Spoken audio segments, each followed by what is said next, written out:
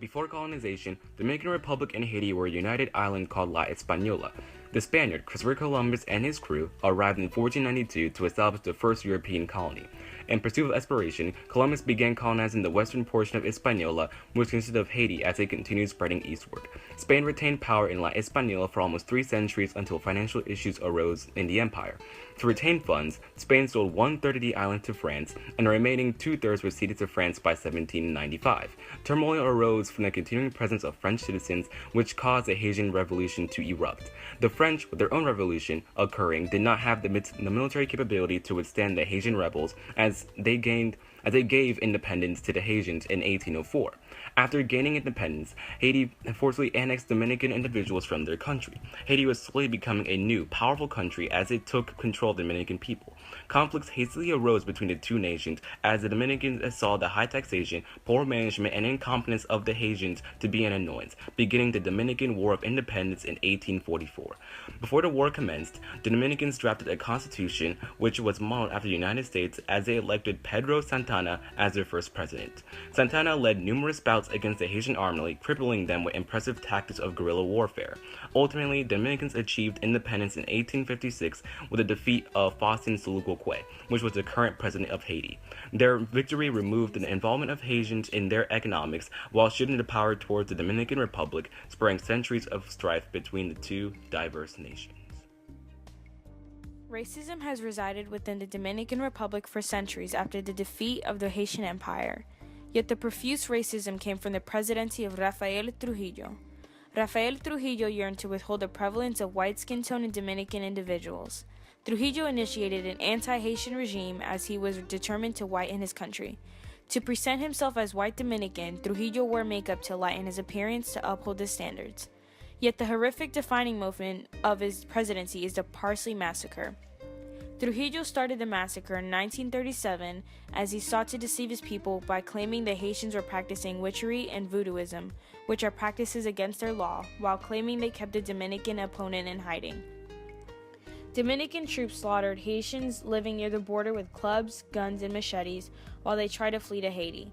To determine whether they were Dominican, the soldiers forced individuals to say the word perejil to recognize racial differences in their diction, as Haitians typically struggled with the pronunciations of their R's. The estimated toll of the genocide was 12,000 Haitians, as Trujillo wanted to ethnically cleanse the region from the surplus of Haitians along the border. The notion of ethnic cleansing resonated throughout the Dominican populace as officials sought to reduce the presence of Haitian individuals in hospitals and universities to create a society of whites. They urged their citizens to marry light-skinned members to flourish a race of whiteness. The presence of such behaviors has divided the populace, creating a barrier of wealthy whites and poverty-stricken blacks.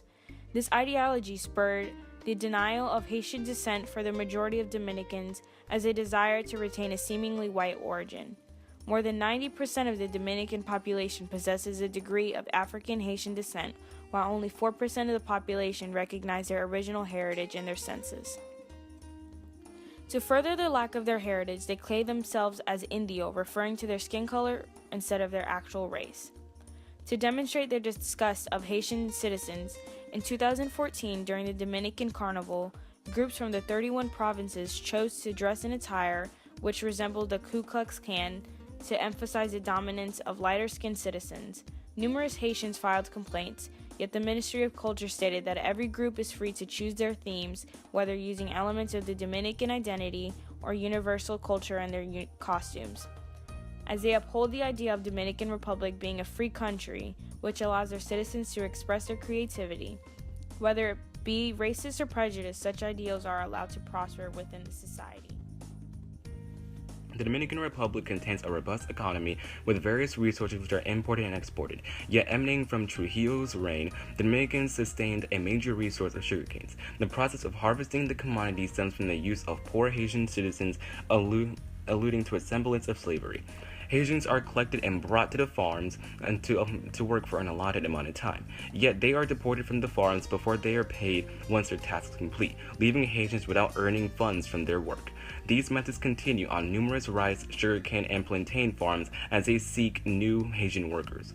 This act is bolstered by the presence of labor contractors who seek to exploit the use of work-seeking Haitians, as they promise them large salaries for massive projects such as constructing a new building only for them to be removed before the project is complete. The reasoning of these jobs being complete by Haitians lies within the idea of the Dominicans not wanting to complete tasks condemned to impoverished citizens. Recently, the lynching of a sugarcane worker known as Tuhili had generated controversy among the populace. Dominicans saw the lynching as a punishment for Tuhili's stealing of sugarcanes for his own profit, while many Haitians viewed this as a hate crime against working Haitians. The police have yet to reach a verdict as they are still collecting evidence towards his perceived murder. As this continuous bias in workers strengthen the divides in finances within the Dominican Republic, Haitians are continuously subject to an arduous, forgotten task. To further the notion of ethnic cleansing, the Dominican Republic has recently begun deporting Haitian citizens. Yet the deportations were stirring after the natural disasters in Haiti. The Dominican Republic hastily assists Haiti after the 2010 earthquake as the sought compensation from the United Nations. The United Nations did not give an adequate relief fund to the government of the Dominican Republic, causing support to Haitians to wane after 2012. An influx of Haitian citizens into the Dominican Republic after the earthquake stagnated the growth in the workforce of poor Dominicans, as Haitians often took lower-paying jobs. Issues between both groups boiled as jobs steadily became difficult to obtain. To allow for job positions for free for Dominican citizens, the ministries enforced a mass deportation of Haitian-born individuals living in the Dominican Republic. To forward the deportation, Haitian citizens were denied the ability to renew their documents, causing them to be deported back to Haiti in the matter of weeks. Some Haitians voluntarily left the Dominican Republic while others were forced for their homes. Some were dragged by officers as others had their entire homes burned. This mass deportation seemingly echoes the belief of ethnic cleansing, as many believe the deportation to be widening the job market for Dominican citizens. Are you aware of the economic standings in Dominican Republic? In somewhat, yeah. Can you elaborate on that? Well, according to the family, they are really struggling financially, based because they're not getting paid a lot, like is converted. And since they have so many resources now, like vacational homes, is being taken more by the Europeans. So basically, there's more Europe over there and American dollars than Dominican pesos. So therefore, like someone will be getting paid like 4,000 pesos, which in dollars it will literally be like 100 and something a week. So now you could see, like, if you go out for dinner, for example, your aunt went for Christmas, and she just spent 3,200 on a dinner, and she actually sent the receipt to me. I mean, they were charging like $300 for a juice, So that's what I'm saying. People over there, they are literally struggling to even support their family, to eat, or anything else. That's why sometimes they need the help from family members that are in the United States. Okay, would you consider yourself black? Yes, I am. How much? Okay.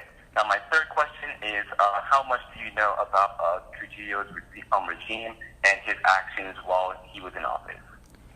Well, Trujillo, man, yeah, he was one hell of a president that we had back then. I mean, his way was, what I say goes, and if you didn't agree with it, you only have one option, death, and that was it.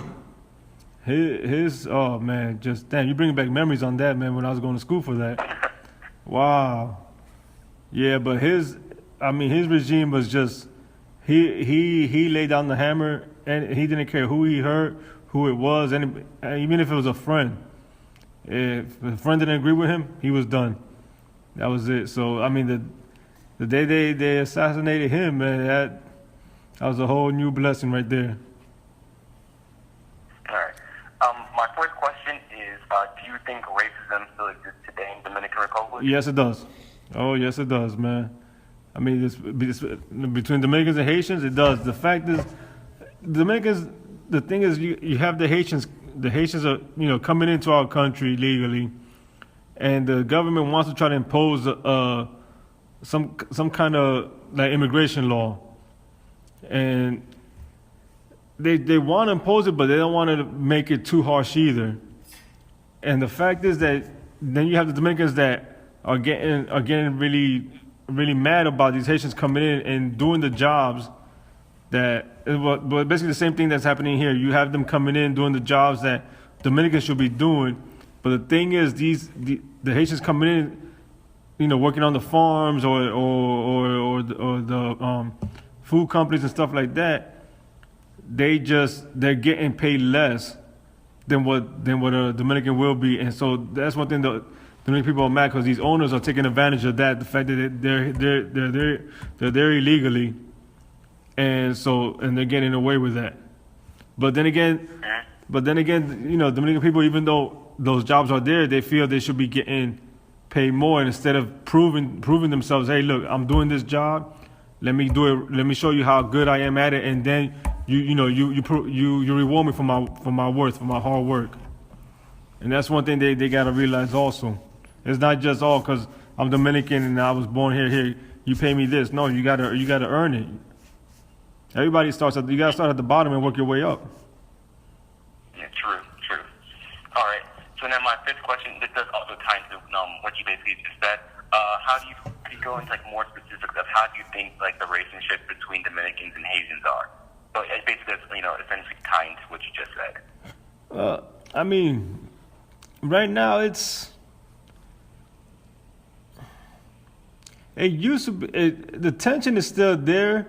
It's not as, from when I've talked to my uncles and my mom and my grandmother, it's just, I mean, everything's it's not that bad attention right now because people realizing that they're just there trying to provide for their family as well, and they're working as hard as Dominicans are.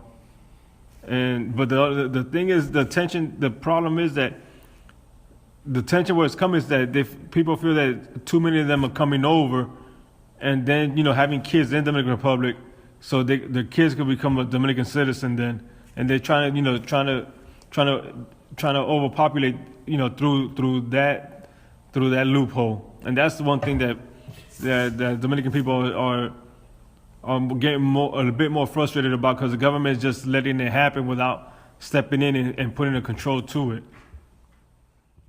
Okay. How much do you know about the current situation of mass deportations and discrimination on the island? It's not about deportation because the people from Haiti, the only people in the world that have helped Haiti is DR. We always been there for them. Always. This is not the first time. The thing is that we are a republic, we are independent, and we have a laws like everybody does. In order to come to our country, you have to have a validated visa and a passport. The Haitian crawl into our country, and that's not nice. It's just like if I go to your house and I crawl through the window without knocking on the door.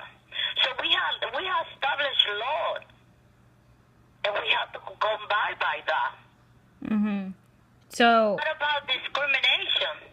It's about that they have to respect us, because if they don't respect us, we are a poor country. We can't help all the other, and they get free. They get free passport. They get all the certification, birth certificate. We have to pay for a birth certificate. They get it for free. All the immigrants, they go. All the people that immigrate to our country, they have more opportunity. They will get a job before we do. That's part of the Constitution. So The motives of the Dominican Republic parallel ideals held by the imperialistic nations. The utter denial of Haitian citizens has caused a barrier of color within the Dominican Republic. Emanating from the actions of imperialists, the stigma of light-skinned individual being superior has resonated throughout the history of the Dominican Republic. The mass purge and deportation of Haitian individuals bolstered the presence of bias within the government. To a once united island, divide suddenly is almost baffling. The use of Haitians to complete and fulfill arduous tasks without pay solely mirrors horrific treatment of the Africans within the imperialistic nations. The tendencies of ethnic cleansing has worsened the portrayal of both races. Some might see such actions as necessary to provide jobs and opportunities to other Dominicans, as Haitians have their own country. Yet, to others, it the belief to retain an entirely white populace without the mingling of blacks.